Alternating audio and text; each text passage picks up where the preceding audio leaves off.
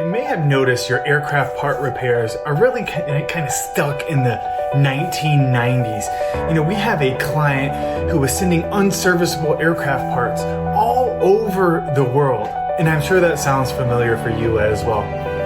Their unserviceable inventory was piling up. They bought outright units and did exchanges when they could have really just repaired their own assets. They wasted time chasing repair orders and it cost them a lot more than they realized. Just like you, they had hundreds of different options from all over the world, and making the right decision was difficult. There was a lot of different choices that they had to decide on. Which MROs to send to? Do they have capabilities list? Do we have terms? And all of these different decisions that are made within the repair process. On average, a repair order can take approximately 25 tasks to complete. And we've been able to cut that down in half.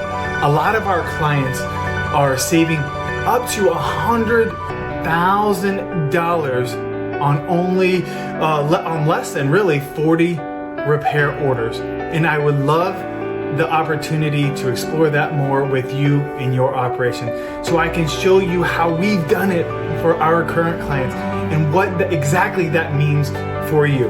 And we're on a mission to remove 99% of the common friction within a normal aircraft part repair process. I am Nate England, the CEO of Skylink, where we're helping you remove the frustration out of your day-to-day material needs. And I'm open to the opportunity to explore this more with you. And if you have any questions, please feel free to reach out to me directly. Thank you.